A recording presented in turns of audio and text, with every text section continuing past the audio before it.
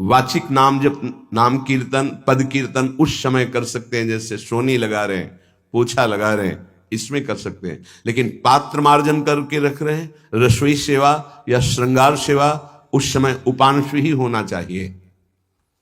जब सेवा से निवृत्त होकर हम एकांत में मंत्र जप कर रहे हैं तो ये चार बातें नहीं होनी चाहिए मंत्र जापक में या नाम जापक में। उस समय जिस समय हम बैठे हैं, पहला, नाम जप या मंत्र जप में जो ही हम माला प्रारंभ करते हैं तो सदगुरुदेव भगवान को प्रणाम करके मौन धारण करते हैं जब तक वो माला ना हो जाएगी।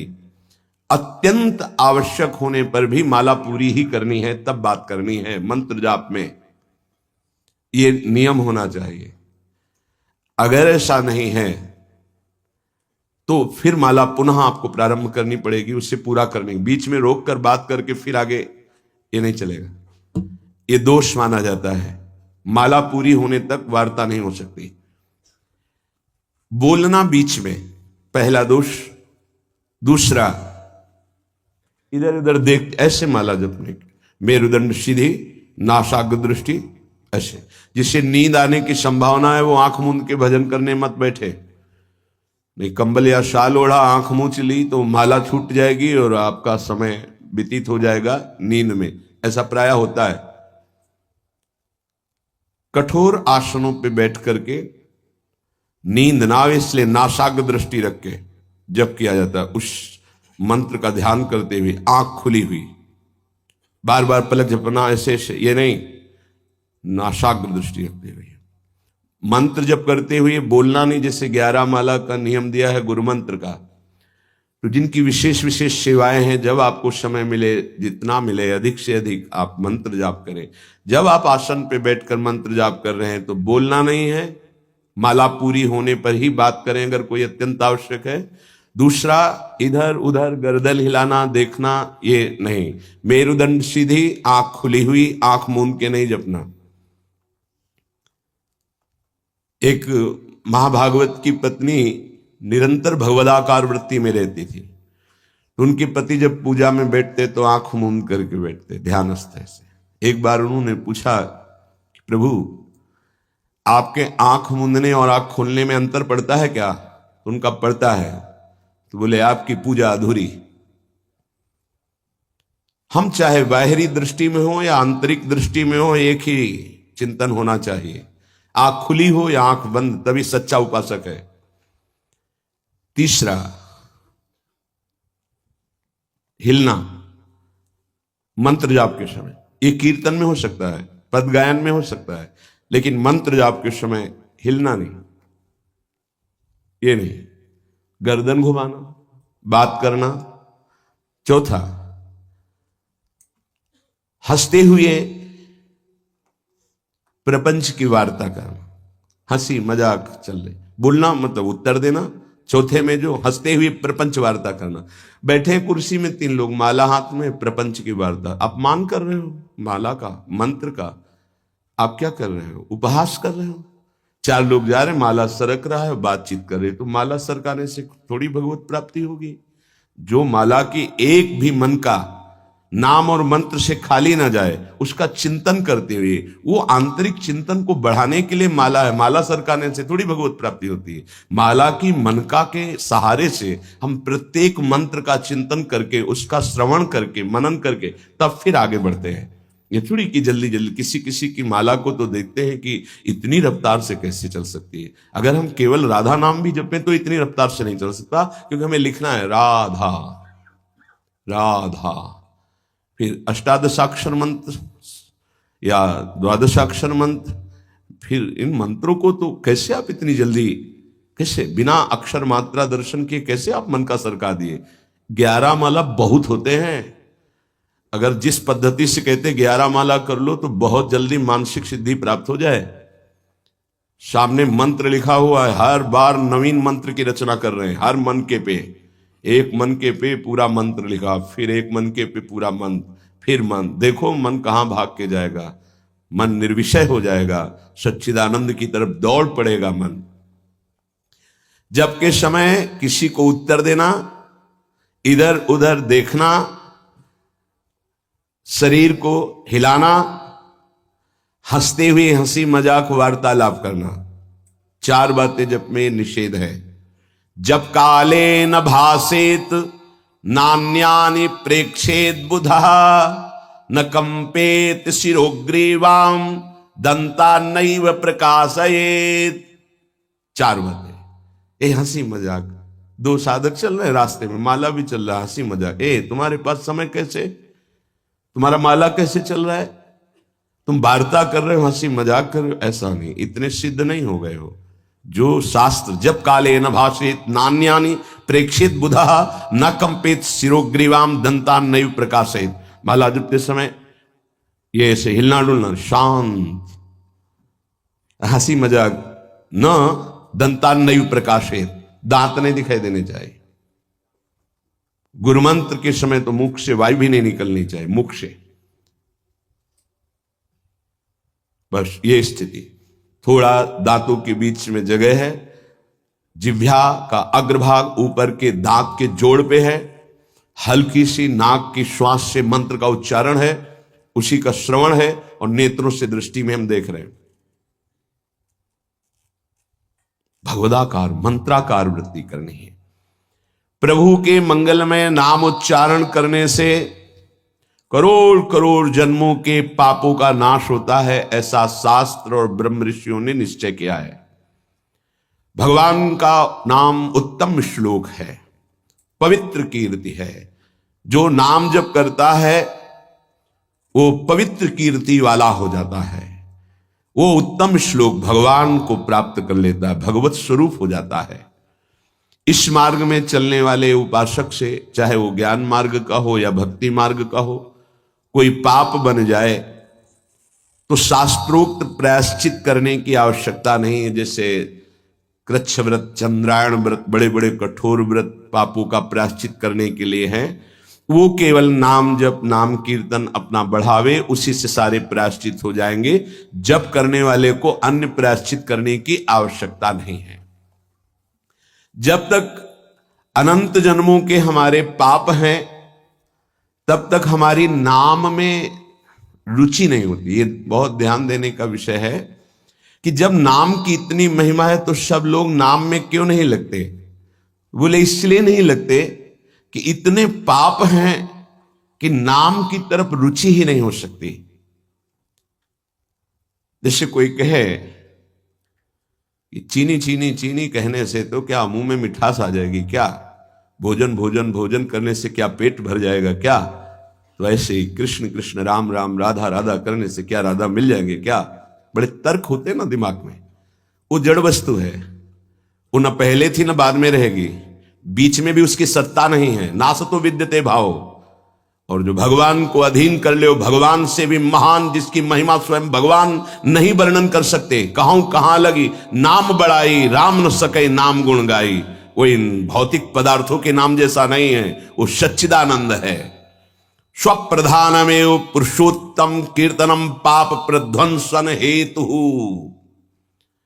जो भगवान पुरुषोत्तम का नाम कीर्तन करता है, उसे अन्य साधन करे या न करे, प्रधान साधन नाम जप या नाम कीर्तन उसके सर्वस्व पाप का नाश कर देता है। किसी दूसरे प्रायश्चित के स्पर्श की भी आवश्यकता नहीं है। केवलमेव हरि कीर्तनम कृष्ण पापक्षर हेतु नान्य समुचितम नतरा मन्यांग भूतम। केवल नाम जप, नाम कीर्तन संपूर्ण पाप और पाप प्रवृत्ति को विध्वंस कर देता है। अन्य किसी साधन के अंगभूत की आवश्यकता नहीं है। हो रहा है अच्छा, नहीं हो रहा तो चिंता की बात नहीं है। संपूर्ण पाप और पाप प्रवृत्ति का नाश करने के लिए केवलमेव हरि कीर्तनम, केवल भगवन नाम कीर्तन, भगवन नाम जप। नरक हेतु संस्कारः प्रायश्चित्त निर्वत्ते न सजाति योत्पादकः भक्त्या पुनरुभव विधोपीति भक्तेरे वात्यंतिक शुद्ध हेतुत्वम न कर्मणाम। जैसे निश्चित हो चुका है, आपके पाप कर्म से बन चुके कि नरक जाना है, निश्चित हो चुका है। अब उसको मिटा सकता है तो केवल नाम जप मिटा सकता है, दूसरा कोई साधन नहीं है। न कर्मणाम, कोई ऐसा कर्म नहीं कि तुमको रोक सके नरक जाने से, ऐसे आचरण बन गए। तो बोले नरक का हेतुभूत जो कर्म हुआ, जो पाप जमा हुए, उसमें भस्म करने के लिए और भी प्रायश्चित हो सकते हैं, लेकिन उसकी जो वासना है, जो संस्कार है, जो पाप प्रवृत्ति है, वो किसी में नष्ट करने की सामर्थ्य नहीं, किसी कर्म में। वो केवल नाम जप में है। नाम बड़े बड़े पापों को विध्वंस करके पाप की वासना, संस्कार, प्रवृत्ति का नाश कर देता है। संस्कार निवृत्त हो जाना बहुत कठिन बात है। पाप निवृत्त होने के तो बहुत साधन बताए गए हैं। अतः एकमात्र नाम जप, नाम कीर्तन पाप प्रवृत्ति, पाप संस्कार, संस्कारों की निवृत्ति कर देता है। अत्यंत शुद्धि साधनम आवृत्ति गुणकम कृष्ण कीर्तनम अत्यंत शुद्धिश्च सह वासनाभि पापानां परिचयः भविष्यद्भि पापैरनुपश्लेषः फलमाव्रतहि प्रारब्ध परिक्षये च युक्तमेवावृत्तोपेक्षणम्। यदि बार बार नाम की आवृत्ति की जाए, राधा राधा राधा राधा, बार बार श्री कृष्ण कीर्तन किया जाए, नाम जप किया जाए, तो किसी अन्य साधना से जो शुद्धि नहीं होती, वो बहुत जल्दी ये नाम जप से, नाम कीर्तन से होती है। वासनाओं के साथ समस्त पापों का नाश हो जाना अत्यंत शुद्धि है। भविष्य में कभी किसी पाप का संपर्क जो भूल से, चूक से, कुसंग से, उपासक से बन जाता है, वो तत्काल भस्म हो जाता है। तत्काल इतनी भीषण जलन प्रायश्चित पैदा होती है कि उसके लिए नहीं कि अभी का पाप शाम तक भी टिक पाएगा, नहीं, तत्काल प्रायश्चित होता है। नाम जप से तत्काल ग्लानि, इतनी जलन क्यों, भस्म हो जाता है। और अगर उपासक चाहे तो प्रारब्ध का क्षय भी कर देगा। प्रारब्ध अर्थात जो शरीर भोग निश्चित हो चुका है। ऐसा न समझे कि नाम जापक भजन करने वाला प्रारब्ध क्षय नहीं कर सकता। हर रोग को नष्ट करने की सामर्थ्य है, पर वो अपने नाम जप की जो आवृत्ति कर रहा है, अव्याव्रत भजना, बार बार नाम जप कर रहा है, वो आराध्य देव के विधान को जानकर सुखी होने वाला उपासक हो जाता है। पाप क्षय हुआ, पाप की प्रवृत्ति का नाश हुआ, आगे भूल चूक से पाप हो जाए उसका भस्म करने की सामर्थ्य उसमें, प्रारब्ध को क्षय करने की सामर्थ्य होते हुए भी भक्त अपने प्रारब्ध को क्यों भोगता है? क्योंकि वो उस भजन से अपने आराध्य देव को प्रसन्न देख करके, मन जहां है सावई मना कृष्ण पदारविंद, अब उसे प्रारब्ध कोई दुखद नहीं लगता, अपने स्वामी का मंगल विधान लगता है, वो उसे सहज में भोग लेता है। यदि चाहे तो उसे तत्काल भस्म कर दे प्रारब्ध को। आगे इसका वर्णन करते हैं। अप्रारब्ध प्राचीन पापक्षय सकृत कीर्तनमेव साधनमिति निरपवादम अन्नवचनानि संत्य अनंतानि। प्रारब्ध से भिन्न पापों का क्षय समझना। अप्रारब्ध प्राचीन पापक्षय, बिना प्रयास के नाम जप से वो क्षय हो जाते हैं। प्रारब्ध के लिए संकल्प करना पड़ता है और भक्त संकल्प रहित होता है, इसलिए प्रारब्ध को भोगता है। जो प्राचीन पापाक्षय अप्रारब्ध, जो प्रारब्ध में नहीं है, पूर्व संचित जमा पाप कर्म है, वो सकृत कीर्तन में साधन में थी। एक ही साधन भगवन नाम कीर्तन, भगवन नाम जब वो स्वाभाविक नष्ट हो गया। निरपवादम, इसमें किसी का कोई तर्क नहीं है, पर प्रारब्ध को क्षय करने के लिए संकल्प करना होता है। ये मेरा रोग नष्ट हो जाए, ये कभी भक्त नहीं कर सकता। इसीलिए बड़े बड़े संतों को कष्ट में देखा गया शारीरिक। अप्रारब्ध स्वाभाविक क्षय हो जाएगा, पर प्रारब्ध के लिए संकल्प करना पड़ेगा। इसलिए भक्तजन अत्र वचनानि संत अनंतानि, संतों के अनंत वचन पाए गए। क्या कि जैसे मेरे प्रभु रख रहे हैं वैसे मैं बहुत राजी हूं। मेरे स्वामी जैसे मुझे रख रहे हैं, जोई जोई प्यारो करे सोई मुहि भावे, तेरा किया मीठा लागे। क्या बड़े बड़े महापुरुष के तेरा किया मीठा लगे। प्रभु आप जो विधान कर रहे हो वो प्रारब्ध क्षय के लिए संकल्प नहीं करते। कीर्तनात् पापक्षय तदा वृत्त्या तद विषयाणाम वासनानाम प्रचयः अपचयश्च पाप वासनानाम ततो भगवज्जनो सेवा सात्यताम ततस् तदुपवर्णित महिमनि भगवती पुण्य श्लोक शेखरे भगवती नैष्ठिकी भक्ति तत्शोकादि नाम अत्यंतोच्छेद ततः सत्वस्य परमोत्कर्षः तत्व साक्षात्कार ततो मुक्ति रीति अयमर्थः। ओह, बड़ी अद्भुत बात वर्णन कर रहे हैं। ये कीर्तन केवल पाप का ही नाश नहीं करता, नाम जप, ये नाम जप बार बार जो आवृत्ति की जाती है इससे उपासना की वृद्धि होती है, वासनाओं का नाश होता है। इसके पश्चात भगवत प्रेमी महात्माओं का सानिध्य मिलता है। ये बड़े गूढ़ विषय है। जब तक आपके पाप क्षय नहीं हुए तो आप संतों के सन्मुख नहीं पहुंच सकते। भगवत कृपा हुई, कैसे पाप क्षय हुए? श्रवण सुजस सुनी आयऊ। जब कान में श्रवण में हमारे भगवतीय सिद्धांत नाम महिमा पड़ी तो सुन सुन के हमारे हृदय में इच्छा जागृत हुई, चलो संत दर्शन करते हैं। भजन का फल हुआ संत दर्शन, नाम जप का, नाम कीर्तन का फल हुआ भगवत प्रेमी महात्माओं का सानिध्य संग। ततो भगवज्जन सेवा सात्यतम। फिर उसके हृदय में उन महापुरुषों की सेवा करने का मन होता है, क्या करूं जिससे ये प्रसन्न हो जाए। फिर उन महापुरुषों के द्वारा ततस् तदुपवर्णित महिमनि भगवती पुण्य श्लोक शेखरे भगवती नैष्ठिकी भक्ति, कैसे प्रभु में निष्ठा जागृत होती वो उपदेश करते हैं। किनको? निज जनों को। निज जन कौन? जो नाम जप नाम कीर्तन के द्वारा जिनका पाप क्षय हुआ, पाप वासनाएं नष्ट हुई, एक उपासना जागृत हुई कि हमें संतों का सानिध्य मिले, भगवत कृपा से संत सानिध्य मिला, उनके हृदय में एक नई इच्छा जागृत हुई, इनकी सेवा मिले, इनको कैसे प्रसन्न करूं। जब उनकी आज्ञा और सेवा में तत्पर हुए तब उन्होंने अपने हृदय की उपासना दे दी। उससे क्या हुआ?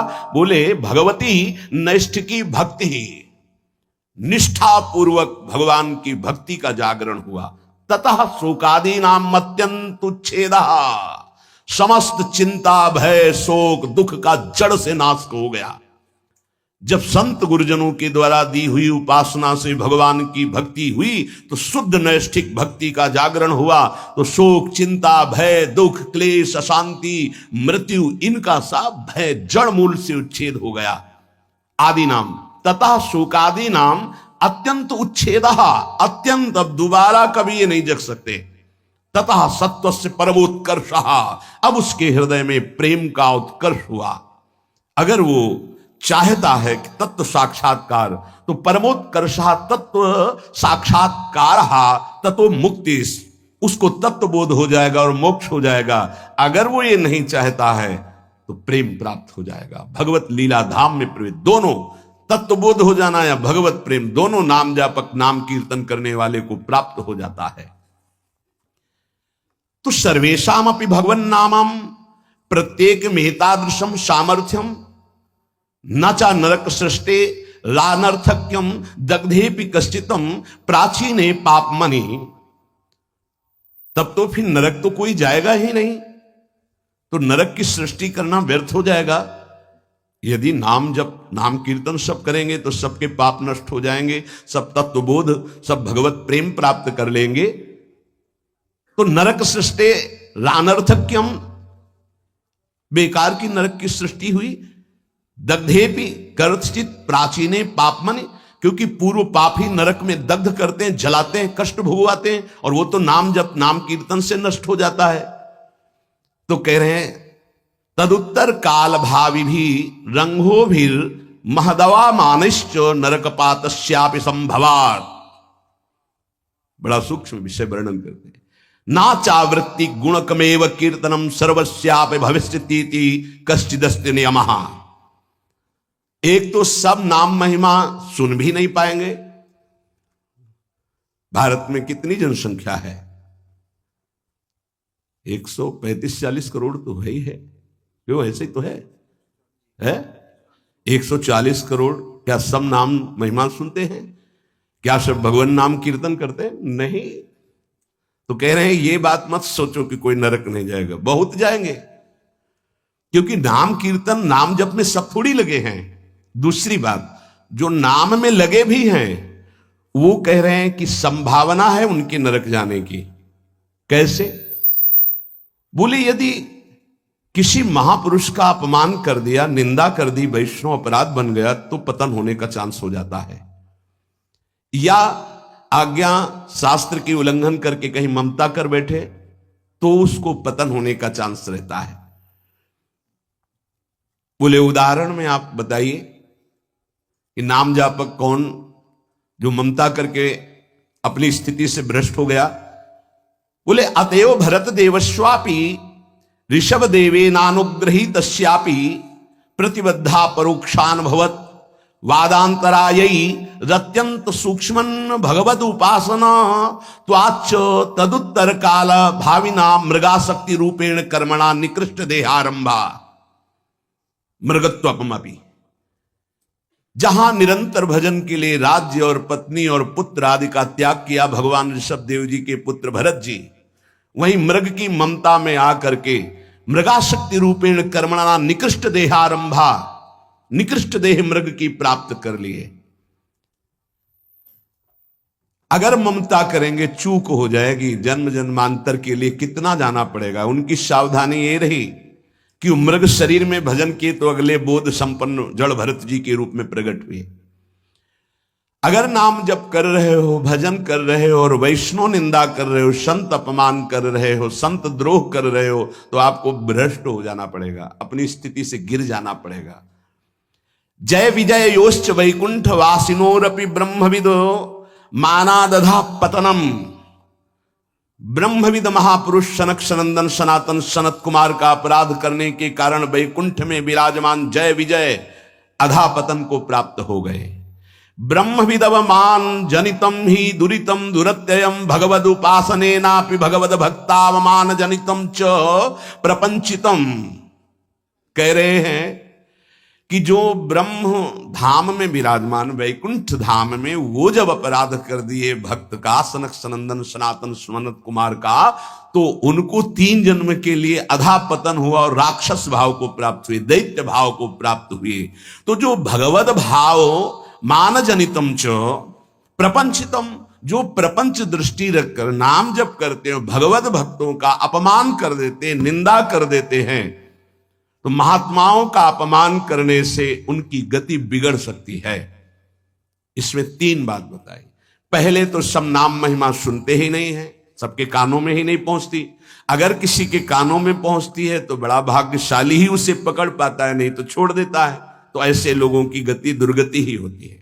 दूसरे जो नाम पकड़ते हैं उनमें कोई भाग्यशाली होता है कि किसी की निंदा स्तुति ना करते हुए, नाम जप करते हुए आगे बढ़ जाए। नहीं तो जहां नाम जप हुआ अपने में गुणाभिमान आने लग की संभावना होती है, अगर साधु संग ना हुआ, वो दूसरे संतों की फिर अवहेलना, निंदा, अपमान। देखो भाई, एक ही प्रभु हैं, 10-20 प्रभु नहीं हैं। उनके नाम अनंत हैं, उनके रूप अनंत हैं, उनकी उपासना अनंत है, उपासना की पद्धतियां अनंत हैं, मान सकते हैं, लेकिन प्रभु एक हैं, इसमें कोई संशय नहीं। अब प्रायः एक धर्मावलंबी दूसरे धर्मावलंबी की निंदा करना ही अपने धर्म की महानता समझी जाती है। हमारी समझ में कम आता है। हम किसी की निंदा कर रहे हैं, किसी का अपमान कर रहे हैं, किसी की अवहेलना कर रहे हैं, तो हम अपने आराध्य देव की आज्ञा का उल्लंघन कर रहे हैं। एकादश स्कंद में परमार्थ का जब निरूपण वर्णन हुआ बीच में, तो उसमें था ना किसी की निंदा ना किसी की स्तुति।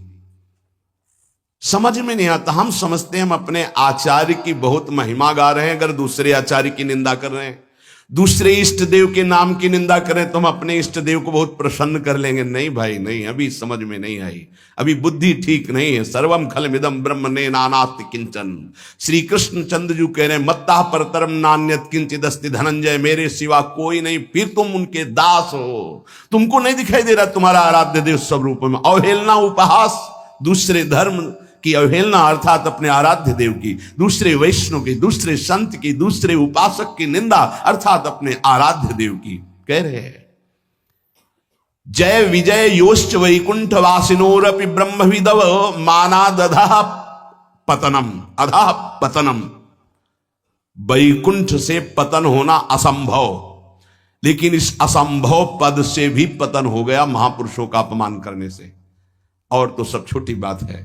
इसलिए ध्रुवदास जी ने भी सिद्धांत विचार लीला में वर्णन किया, भक्तन के अपराध सो डरपत रहो। या एक अपराध है जो बड़ी बड़ी पदवी से तुम्हें भ्रष्ट कर देगा, तुम्हारे सारे सुकृत नष्ट कर देगा। भक्तन निंदा अति बुरी भूल करे, जिनको के सुकृत बहु जन्म के छिन में डारे खोए। अगर कहीं कोई दंभ पाखंड कर रहा है, वो खुद भोगेगा, वो खुद ठग रहा है अपने आप को, खुद जल रहा है, तुम नहीं देख पा रहे। तुम अपने आराध्य देव को देखो, तुम अपनी उपासना को परिपक्व करो, तुम अपनी वासना को नष्ट करो, अपने हृदय में दंभ पाखंड मत आने दो। ये साधना है। नाम सर्व मंगलकारी। अगर महापुरुषों की स्थिति को देखो तो नाम में बहुत जल्दी प्रीति हो जाएगी। एक पलटू दास जी नाम के बहुत प्रेमी महापुरुष हुए हैं। पलटू दास जी बहुत बड़े भक्त हुए, अवधपुरी में रहते थे। ये स्वयं कह रहे हैं कि नाम भगवान ने ऐसी कृपा करी कि कीच मच गई नाम की। नाम की कीच बिना सने कोई जाएगा नहीं। भक्तों के पास ये होता है, उनके समीप जाओ, नाम सुनने को मिलेगा, नाम महिमा सुनने को मिलेगी, और तुम्हें नाम में लगना ही पड़ेगा। ऐसी भक्ति चलावे मची नाम की कीच, मची नाम की कीच बूढ़ा और बाला गावे, पर्दे में जो रहे शब्द सुन रोवत आवे। जैसे भोरी सखी हा प्रियाजू हा लाडली, तो जो सुने कदम रुक जाए और हृदय में द्रवण क्रिया हो जाए, आंखों में आंसू आने लगे। प्रियाजू बाबा पे कृपा कर दो। पलटूदास बाबा जी से जब वो जोर से भगवान नाम उच्चारण करते तो कोई पर्दे में कहीं भी, घर मकान कहीं भी उसके कान में पड़ता तो रोना आ जाता। ऐसी नाम की प्रीति उनके हृदय में जगी। बोले कीच मचा दी नाम की अवध में। पलटूदास बाबा ऐसी भक्ति चलावे मची नाम की कीच, मची नाम की कीच बूढ़ा और बाला गावे, पर्दे में जो रहे शब्द सुन रोवत आवे, सामने उपस्थित हो जाए। भक्ति करे निर्धार रहे त्रिगुण ते न्यारा, आवे दे लुटाए आप ना करे आहारा। जितना वैभव सुख संपत्ति आवे सब संत सेवा में, भगवंत सेवा में आप अपने हिसाब से चलना, ना करे आहारा, उस संपत्ति का भोग नहीं। भक्ति करे निर्धार, कोई आधार नहीं, कोई पदवी, कोई मोक्ष, कोई कल्याण, कोई निमित्त नहीं। सहज भक्ति रहा त्रिगुण ते न्यारा, सतोगुण रजोगुण तमोगुण तीनों से ऊपर उठा हुआ महापुरुष नाम जापक साधु। आवे दे लुटाए आप ना करे आहारा, आए हुए संपत्ति वैभव को संत सेवा भगवंत सेवा आप उसका भोग नहीं। मन सबको हरिले सबन को राखे राजी, सबन को राखे राजी, ये भक्ति की महिमा है। मन सबको हरिले सबन को राखे राजी, किसी का भी द्रोह नहीं। भक्त के सामने कोई भी आ जाए, किसी भी संप्रदाय का, किसी भी धर्म का, सबका आदर, सबका स्वागत, सबको सुख प्रदान करना। क्या जानो भक्ति का स्वरूप क्या है? मन सबको हरिले सबन को राखे राजी। अगर हम सब में अपने आराध्य देव को नहीं देख पा रहे हैं तो अभी केवल कोरा प्रवचन है, अभी भजन नहीं जागृत हुआ, अभी हृदय में भक्ति नहीं जागृत हुई। सब में अपने इष्ट का दर्शन। आचार्य चरण कह रहे हैं, जरा शब्दों को देखो, बार बार सुना है। ये क्रूरा, क्रूरा शब्द है। पापिनो नच सताम संभाष दृश्या से, देखने योग्य नहीं, संभाषण योग्य नहीं, ऐसे क्रूर पापी हैं। उनमें भी मेरे राधा वल्लभ लाल विराजमान है, मेरी दृढ़ मति है। हरिवंश महाप्रभु कहते हैं, हे सी राम मैं सब जग जानी। अगर वास्तविक मार्ग का अनुसरण कर रहे हो तो यही तुम्हें अनुभव होगा। किससे द्रोह करोगे, किससे नफरत करोगे? ये जब अंदर की ग्रंथि नहीं खुली तो ये सब बातें अंदर आती हैं। किसी की निंदा कर देना, किसी का उपहास कर देना। नहीं, हम जिसकी निंदा कर रहे हैं वहां भी आराध्य देव, जिसका उपहास कर रहे हैं वहां भी आराध्य देव है। पलटू दासिक बनिया रहे अवध के बीच, ऐसी भक्ति चलावे मची नाम की कीच। मची नाम की कीच, इतना नाम में डूबे हुए कि जो आसपास आ जाए नाम में हो जाए।